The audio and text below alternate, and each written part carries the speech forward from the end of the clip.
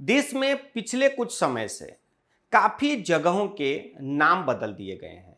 Railway स्टेशनों के नाम बदल दिए गए हैं, साथ ही साथ कई मार्गों के नाम बदल दिए हैं। राजपथ से लेकर मुगल गार्डन तक का भी नाम बदला गया है। काफ़ी सारे नाम जब देश में बदले जा रहे हैं, उसी के बीच एक खबर आई है कि नई संसद भवन की जो इमारत है, उसे संसद भवन नहीं परंतु कुछ और नाम दिया जाएगा। क्या हमारी जो संसद है, जो संसद भवन है, क्या उसका नाम बदला जा रहा है? अब ऐसी भी खबरें आ रही हैं। जैसे जैसे नई संसद भवन के उद्घाटन का समय पास आ रहा है, नई नई जानकारियां आ रही हैं। मगर इस जानकारी की पुष्टि हम नहीं कर रहे हैं, क्योंकि किसी भी सरकारी या आधिकारिक पुष्टि इस पर नहीं की गई है कि इसका नाम बदला जाएगा। मगर टाइम्स ऑफ इंडिया की एक खबर को देखें तो इस खबर में ये कहा गया है कि सरकारी अधिकारियों के सूत्रों से ये जानकारी मिली है कि संसद भवन का नाम अब बदला जाएगा। यानी संसद की जो नई इमारत होगी उसका नाम संसद भवन नहीं होगा, कुछ और होगा। अब ये नाम क्या होगा, इस पर भी काफ़ी सारी अटकलें लगाई जा रही हैं।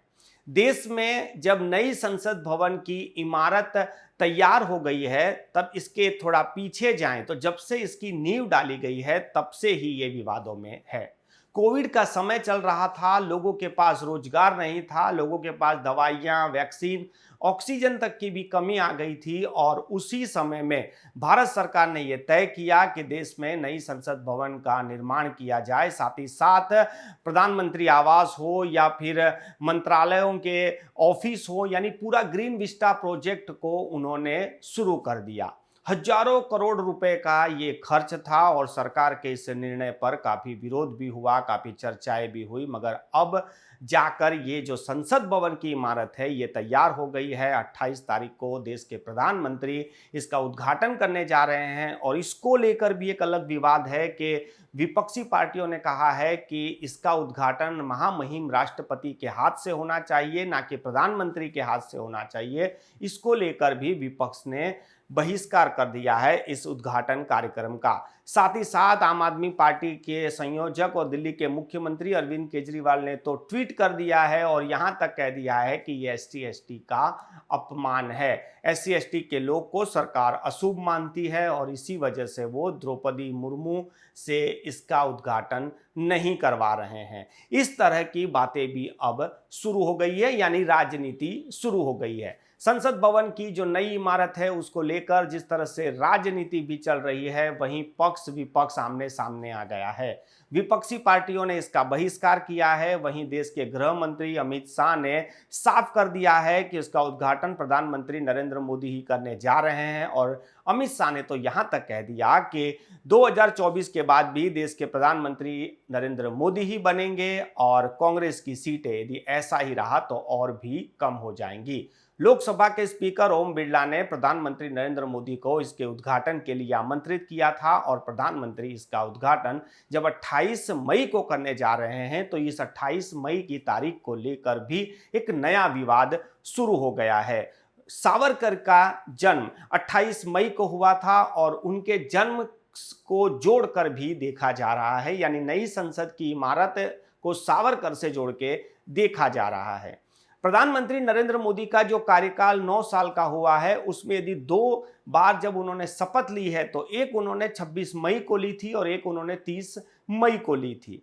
नई संसद भवन की इमारत का जो उद्घाटन है ना वो 26 को हो रहा है, ना वो 29 को हो रहा है, वो हो रहा है 28 को। यानी 28 तारीख का जो ये संयोग है या फिर ऐसे ही तारीख तय कर दी गई है, इसको लेकर एक अलग चर्चा हो रही है। हालांकि इस पूरे मामले को लेकर राष्ट्रपति मुर्मू इसका उद्घाटन करेंगी या प्रधानमंत्री नरेंद्र मोदी, ये मामला सुप्रीम कोर्ट में भी पहुंच गया है और सुप्रीम कोर्ट में आज इसको लेकर सुनवाई भी होगी।